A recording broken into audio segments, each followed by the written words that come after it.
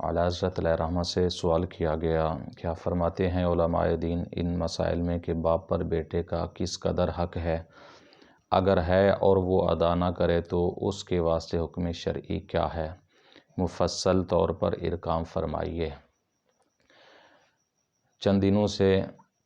اولاد کے حقوق کے متعلق احادیث مبارکہ ہم نے کچھ سماعت فرمائیں،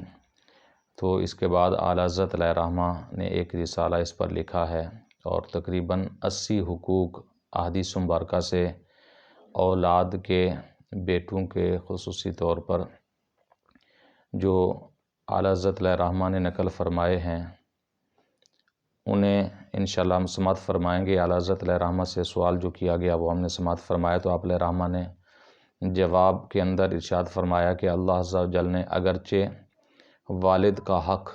ولد پر نہایت اعظم بتایا، یہاں تک کہ اپنے حق کے برابر اس کا ذکر فرمایا کہ قرآن مجید فرقان حمید کے اندر اللہ تعالیٰ نے ارشاد فرمایا انشکر لی ولی والدیک، حق مان میرا اور اپنے ماں باپ کا، اور ساتھ ہی فرمایا کہ مگر ولد کا حق بھی، ولد اولاد کو کہتے ہیں عربی کے اندر، فرمایا کہ ولد کا حق بھی والد پر عظیم رکھا ہے کہ والد مطلق اسلام، پھر خصوصی جوار، پھر خصوصی قرابت، پھر خصوصی عیال، ان سب حقوق کا جامع ہو کر سب سے زیادہ خصوصیت خاصہ رکھتا ہے۔ یعنی آپ علیہ رحمہ نے ارشاد فرمایا کہ والد کے اولاد کے حقوق یہ ہیں کہ ایک تو یہ کہ وہ اولاد ہے، بیٹے ہیں، بیٹیاں ہیں، اور اسی طرح پھر یہ کہ سب سے قریبی پڑوسی بھی اولاد ہوتے ہیں، اس لیے ایک حق پڑوسیوں والا بھی ہو گیا، اور فرمایا کہ ایک خصوص عیال کہ ان کے اہل و عیال میں سے ہیں، یہ بھی حق ہو گیا، اور اس کے بعد فرمایا کہ خصوص قرابت کے قریبی رشتہ داروں میں سے سب سے پہلے حقوق اولاد کے ہوتے ہیں، اس لیے فرمایا کہ ان سب کا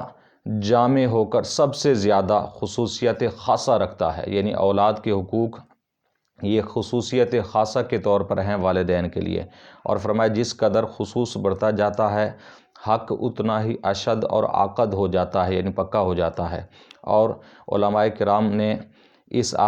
سلسلے میں مختصر سی تحریرات نقل کی ہیں اور فرماتے ہیں کہ میں حضور کی طرف متوجہ کرتا ہوں، یعنی حضور صلی اللہ علیہ وسلم کی طرف اپنے آپ کو متوجہ کرتا ہوں، اور مرسل احادیث مبارکہ میں مختصر طور پر اعلیٰ حضرت علیہ رحمہ فرماتے ہیں کہ پیش کرتا ہوں کہ جن کے اندر جو وقتی طور پر فرماتے ہیں میرے نظر میں ہیں، میرے حافظے میں ہیں، وہ تقریباً 80 احادیث پاک ہیں۔